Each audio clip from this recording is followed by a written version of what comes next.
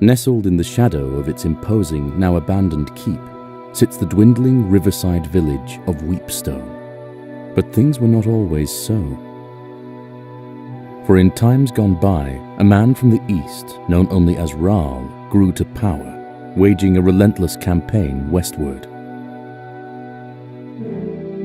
After crossing the mountains into the kingdom of Talesworth, he established his seat of power and constructed a stronghold from which to oversee his lands. He called this stronghold Weepstone Keep. Many wondered what compelled this mysterious and seemingly unstoppable warrior to end his bloody campaign in this place. But the years were good to Weepstone and its people, their harvests unfailingly robust, and their industries the envy of neighbors both near and far. However, Raal would not live forever, and upon his death, his lands passed to his eldest son, Byron, and thus began the troubled times. Long past are the seasons of plenty for Weepstone and its people, whose fields now sit barren, the people forsaken by the good fortunes they once took for granted. To the astonishment of many, Byron abandoned Weepstone Keep for a modest manor on a hill near the town, and forbade anyone to return to its halls. Now the town barely survives, mostly as an unwelcome stop along a trade route used by merchants too impatient to travel the hospitable roads of the south. Only the trapped or the desperate continue to call this bleak place their home. Our story begins here, on a night of ill omen, as the people of Weepstone have been called to the tavern for reasons unknown.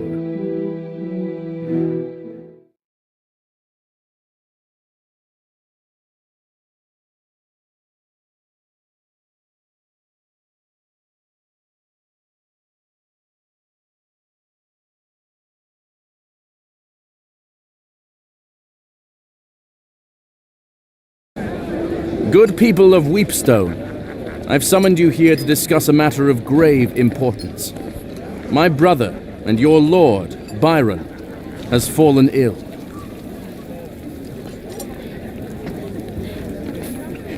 He is rarely conscious. His nights are fraught with fevered dreams and terrible nightmares. The healers know not what ails him. In his half-waking state, he mumbles incoherently of Weepstone Keep, the castle that our father built, our childhood home. I can only hope that it is there where answers may lie. Are there any among you willing to delve into that forsaken place to find the source of Byron's torment? I will not lie. There is undoubtedly great danger waiting for any who venture there, in the form of both man and beast. While the keep and its contents have been forbidden since our exile, I hereby decree that any brave enough to take on this task may enter, explore, and importantly, keep what they may find within its walls. Who among you will take up this duty? I need 6 volunteers. Please, I would rather not have my hand forced to choose.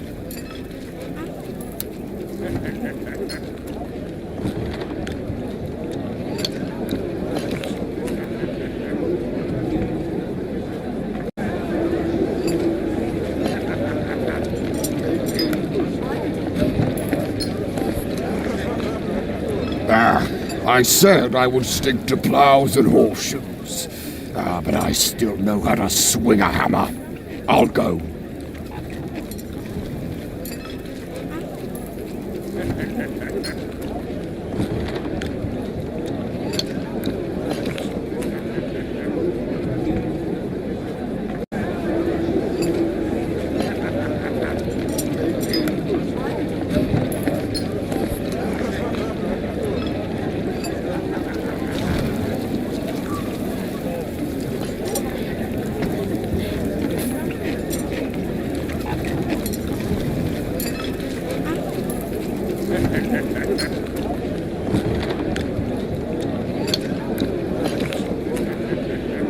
Okay.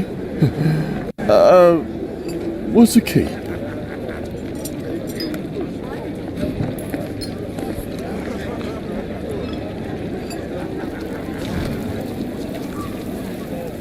It is beyond me to make this choice.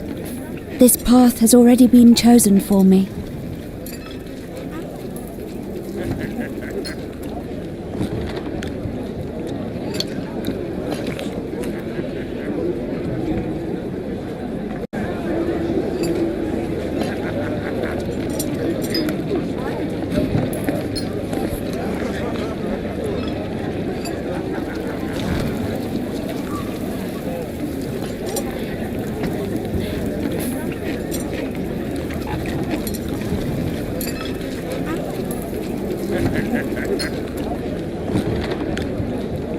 I'll go. I'm not as young as I once was, but maybe my years at the keep will be of some help. Where you go, I go. I love. You know that.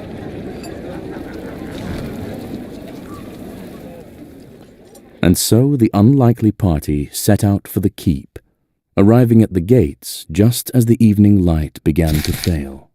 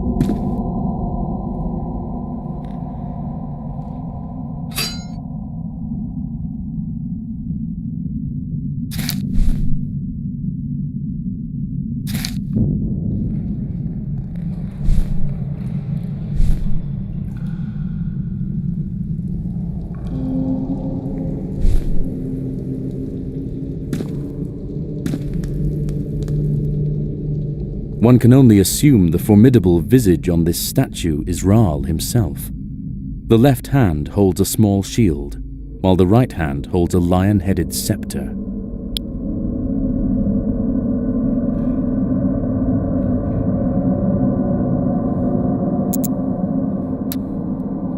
The arm seems to be designed to act as a lever and is already in the down position.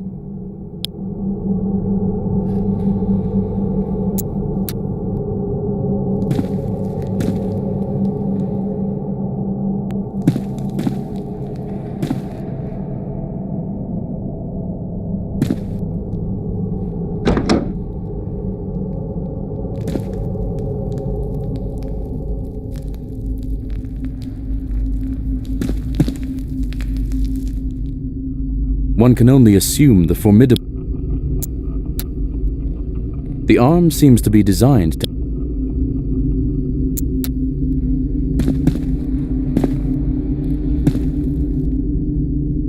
One can only assume the formidable visage on...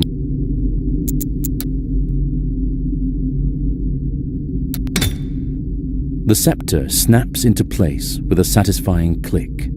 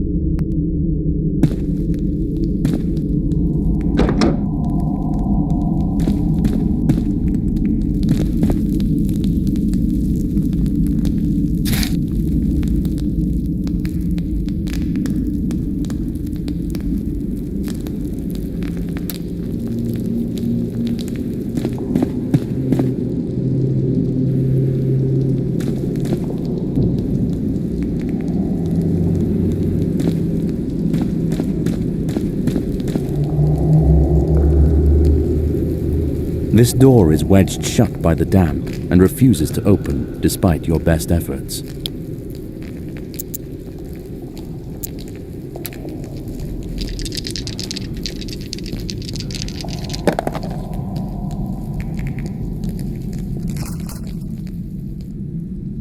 Though humble, these quarters were clearly reserved for a captain or leader of the keep's guard. The contents of this room appear mostly untouched over the years, as various papers and a book sit undisturbed upon a wooden desk.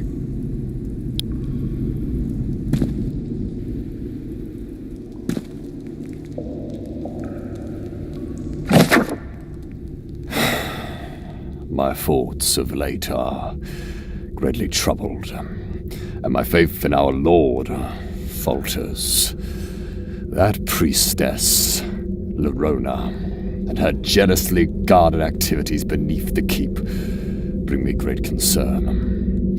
If the captain of his lord's guard is not permitted to venture below to the Undercroft, one can only imagine why.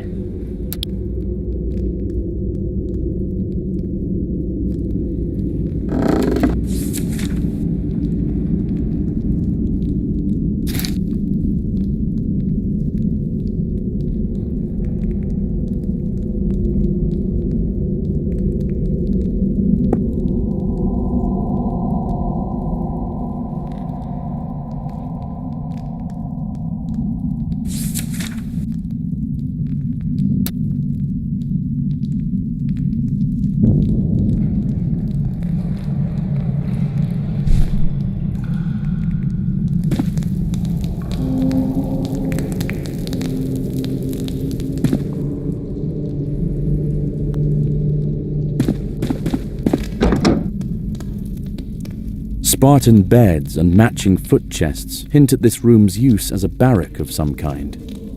The ravages of looters and time have been unkind, leaving it in shambles. A makeshift structure built from bed frames dominates the rear of the chamber.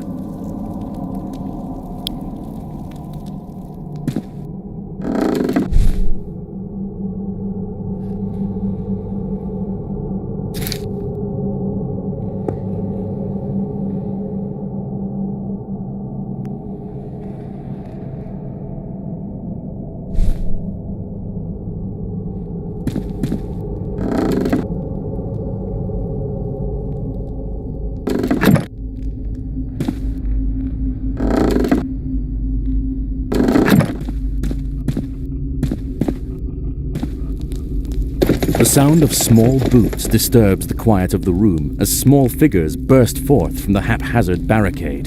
They brandish crude weapons and seem particularly intent on defending their hideout.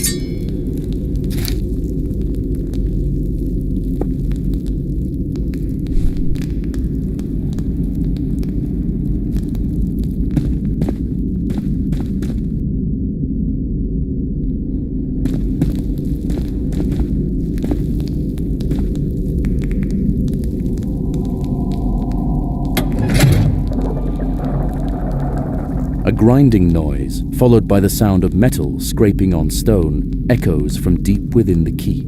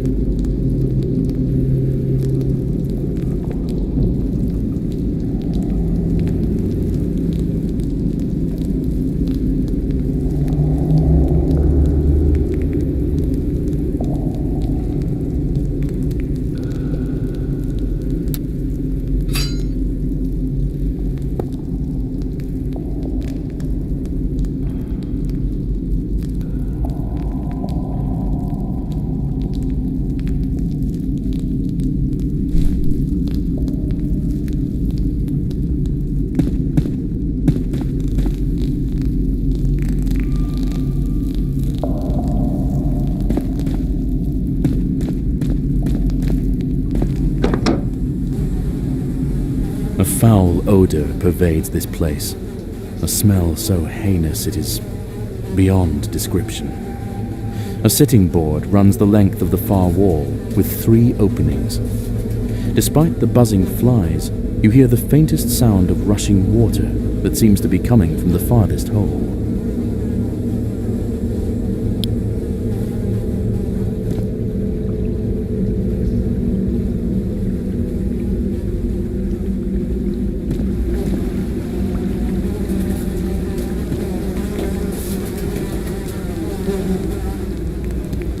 Your guts roil, your eyes water. Whatever faith you have is tested by the putrid fumes that waft from this unholy maw. Shockingly, the latrine is not only quite full, but its contents are surprisingly fresh.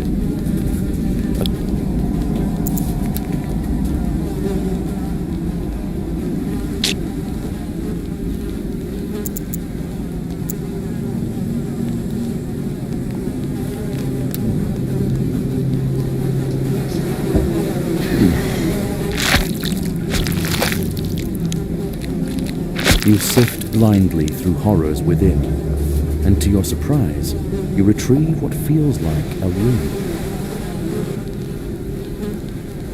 You emerge from the hole, smelling foul and feeling quite ill. Let us see if you are poisoned.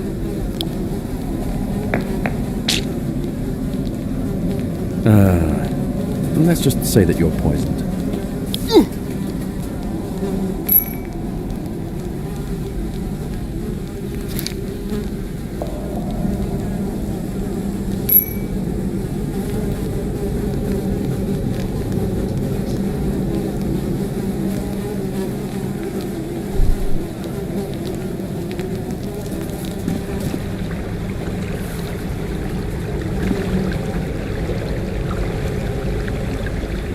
As you approach the middle latrine, you are blasted by an odor beyond words. You have no choice but to back away.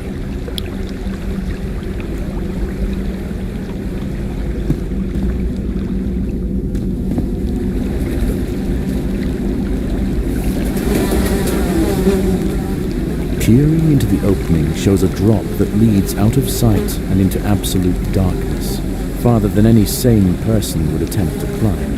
Unless, of course, they wished for certain death. You hear the sound of rushing water coming from below.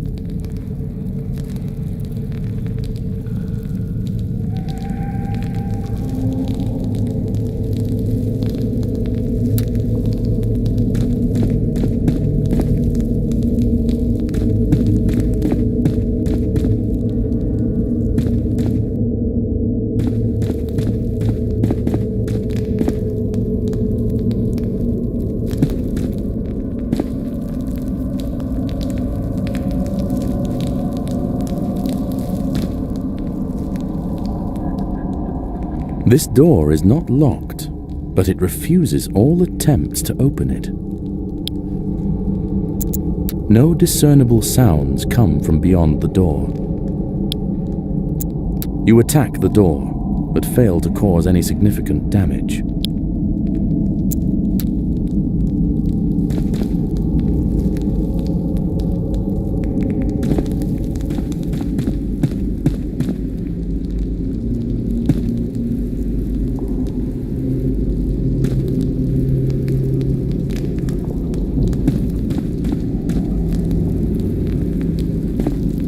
The party lifts with their combined might, but can do little to move the steel portcullis. There must be another way.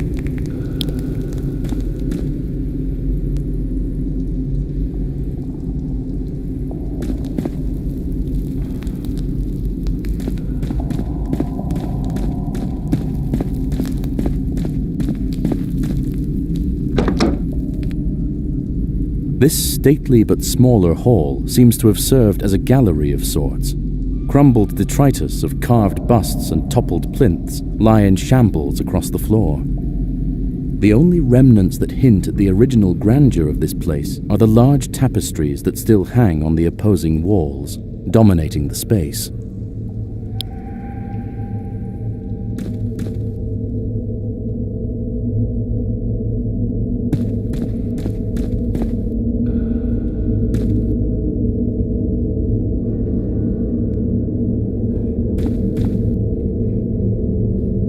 Before you spans a great mural dominating the entire stretch of wall.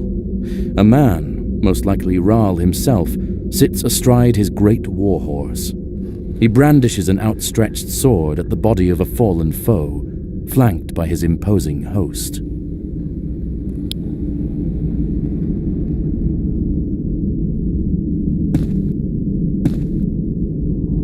Depicted in the mural that spans the length of this side of the hall is the silhouette of a man standing in front of what looks like a calm pool of water.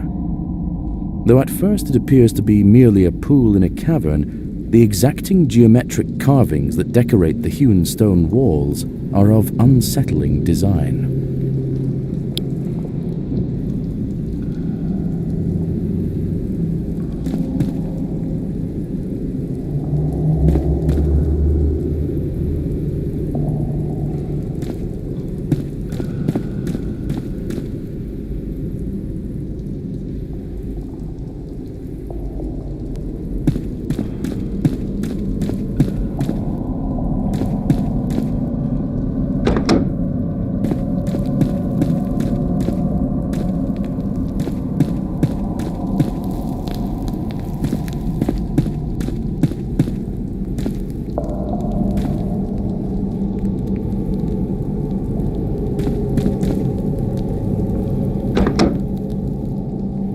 The large forge at the center of this room seems long dormant, but the smell of coke and coal still permeates every inch.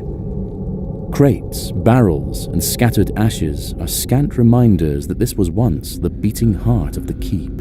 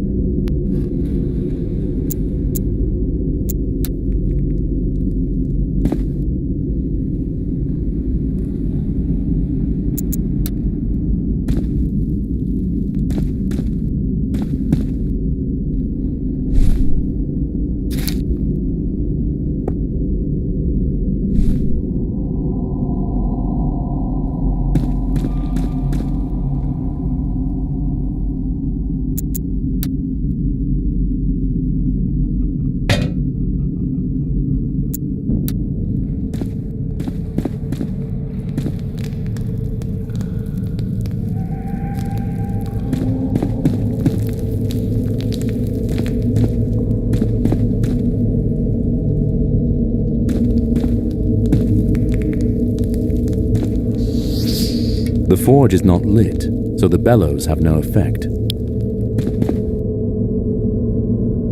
You lean in, lighting the forge with your torch. It is indeed lit, but only just.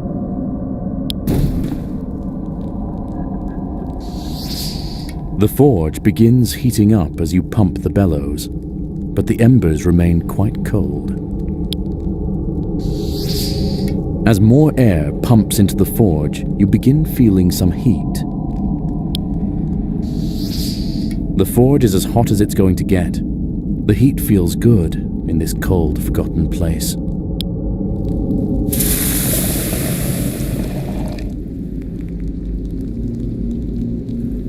As the steel ingot melts, the molten steel flows into the indentation and drains out through a hole.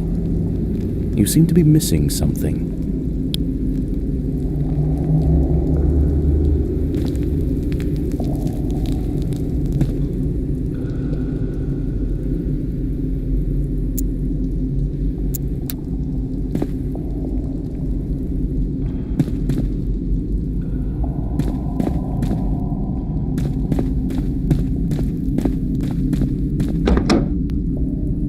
A filthy, disheveled man holding a knife cowers in the corner while eyeing you cautiously. Makeshift bedding and various personal effects lie in disarray. The smell is pungent. What are you lot doing in here?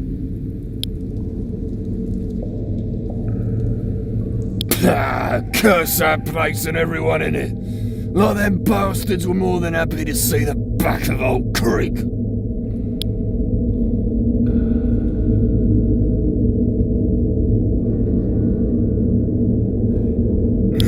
Other than all the creatures who want me dead, nothing in particular. No.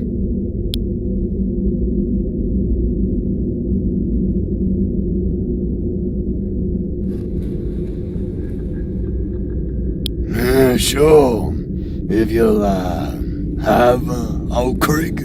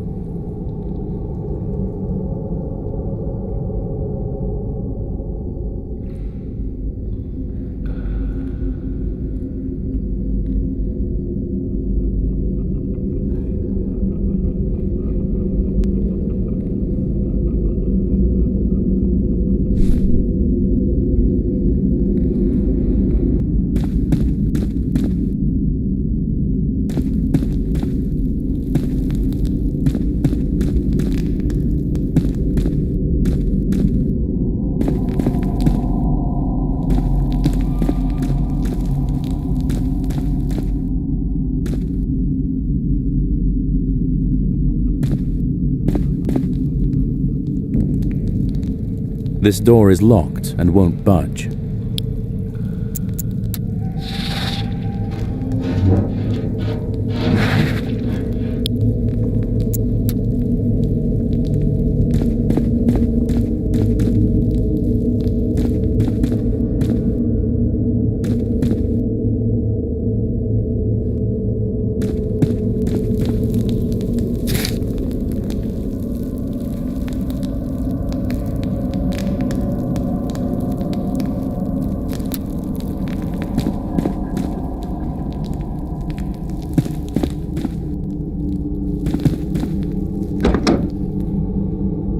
The smith's quarters are Spartan and humble, but must have once been a comfortable respite from the heat and ringing of the forge after a long day's labours.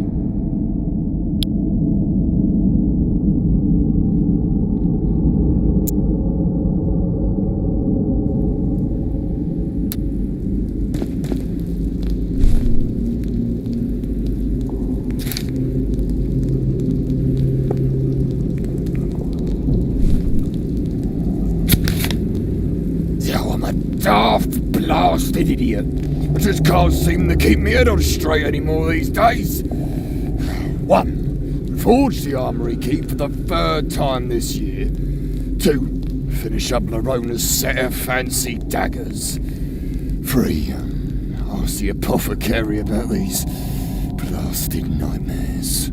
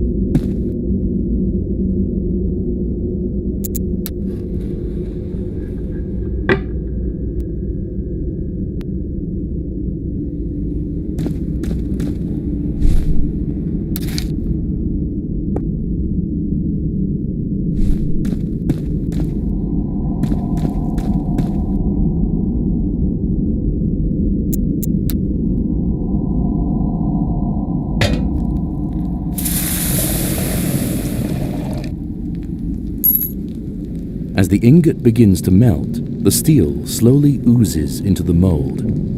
After a few minutes, the newly forged key is just barely cool enough to handle.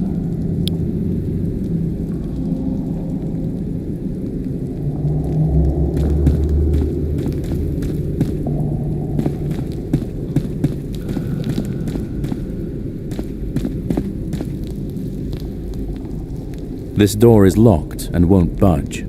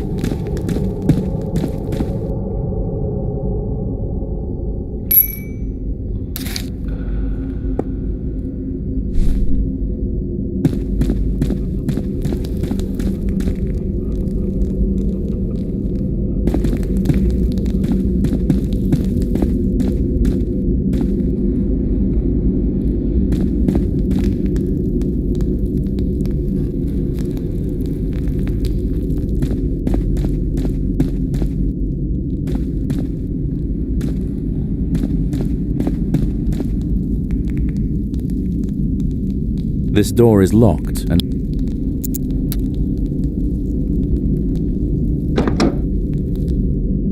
your entrance startles the large, scuttling creature that seems to have been nibbling on what remains of an axe blade. It rears up in surprise, emitting an eerie, chittering noise.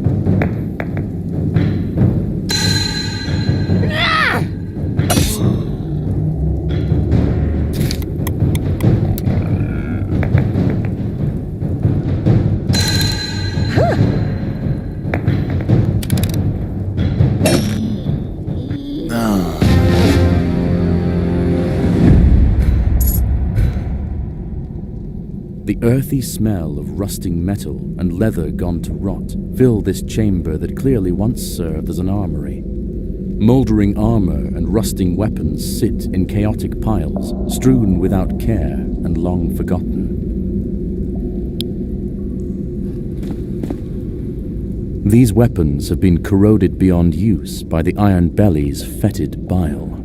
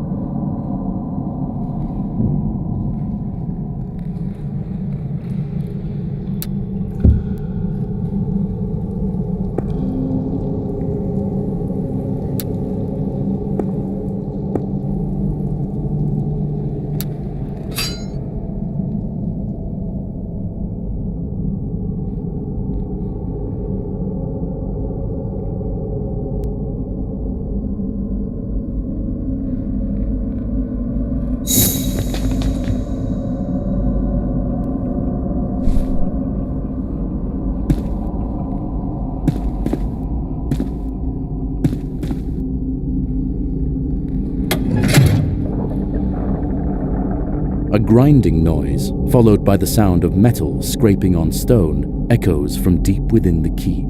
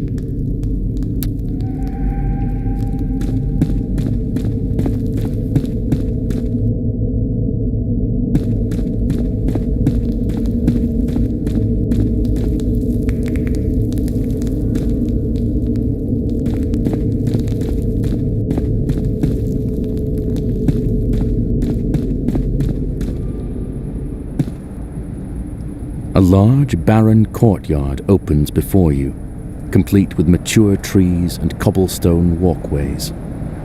As you cross the threshold, a sprinkling of pebbles and dust rain down from above.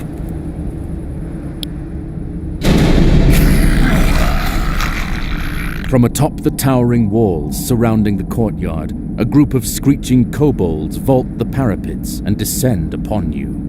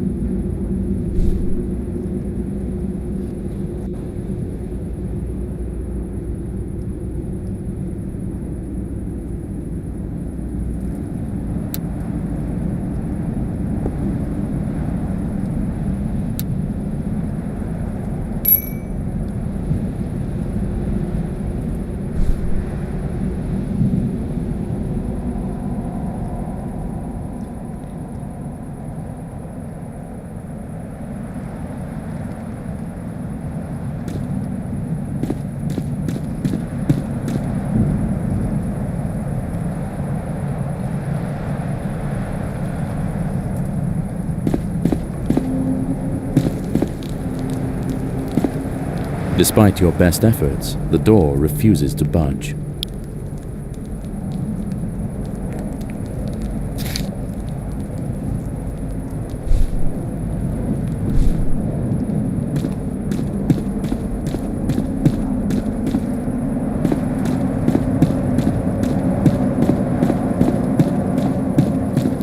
Despite your best efforts, the door...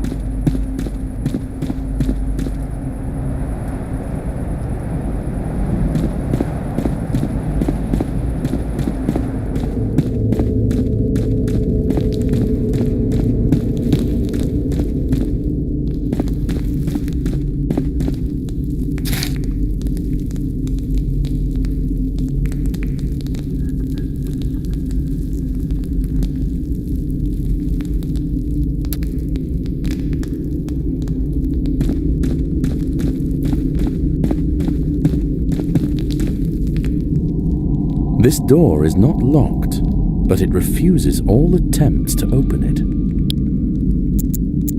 No discernible sounds come from beyond the door. You attack the door, but fail to cause any significant damage.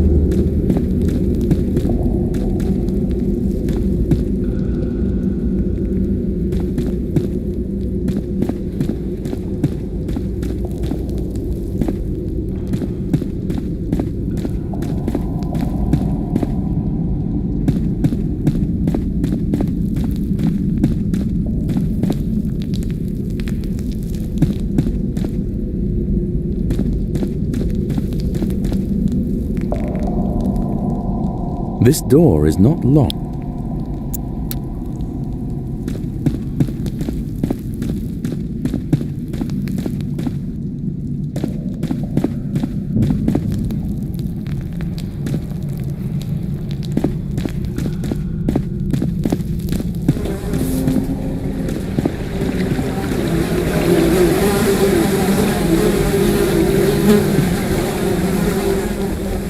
Peering into the opening shows a drop that leads up.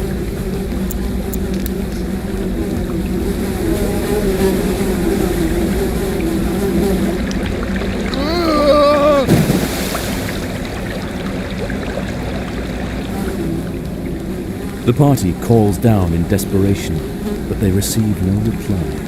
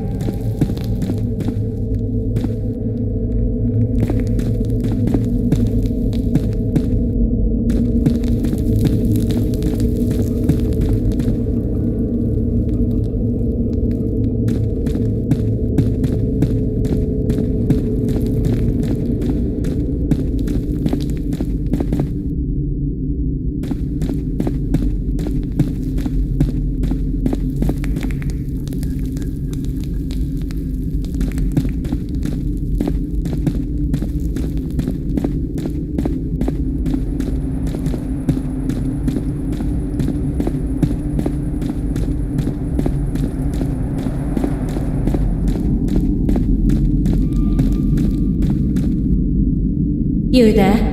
Who are you that dares enter this sacred place?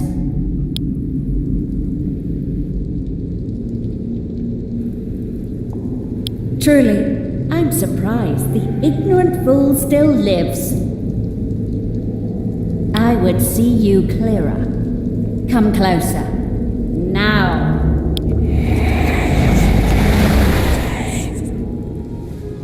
It would be rude to not introduce myself to guests. I am Laronia, the ever-faithful. You say you've come on behalf of Byron. How does he fare? Still a craven, I presume?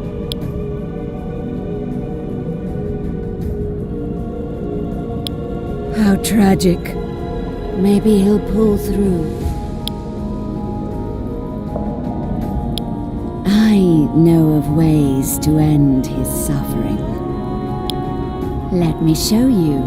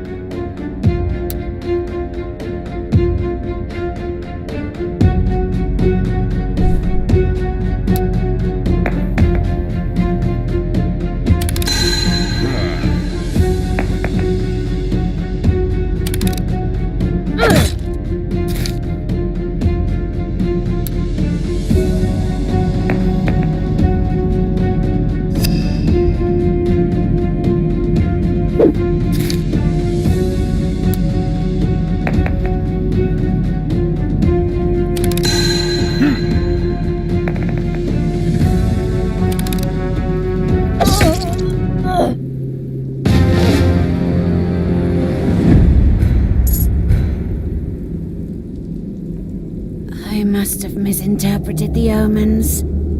Today, he calls for me. It matters not. I am only a servant in his grand designs. It has already begun. And with that, the spark of life fades from the mad priestess, leaving behind naught but a dead-eyed rictus.